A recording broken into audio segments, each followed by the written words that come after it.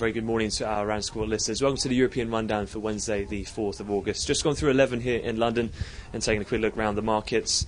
And things seem slightly lower in the equity space. That does follow on from the lower close we had on Wall Street and just over a 2% loss we had in the Japanese Nikkei overnight. In terms of economic data, we've had the various service PMIs from both the Eurozone and the UK come out weaker than expected, as heightened some concerns over the ISM non-manufacturing composite number we'll see later on in the session, and whether indeed the US data will continue to surprise somewhat to the downside, and heightened questions over the recovery of the US economy.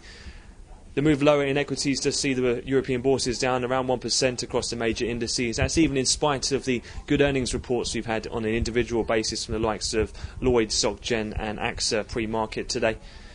And elsewhere, with the currency markets, we have seen the euro-dollar and cable major pairs under a bit of pressure as the dollar index has traded slightly higher this morning. Elsewhere, looking forward towards the rest of the session, a couple of corporate earnings we do have to come from the US. We'll have the likes of Pult Homes, the home builder, Time Warner and Devon Energy, to name a few. And then quite a busy schedule in terms of US economic data. We'll have the NBA mortgage apps at midday. Ahead of non-farms on Friday, we've also got Challenger and ADP today. And we'll have the DOE all inventory numbers as well to be released later on this afternoon. And in fixed income space, we also have a 3:10:30, a quarterly note with funding announcement at 2 o'clock London time.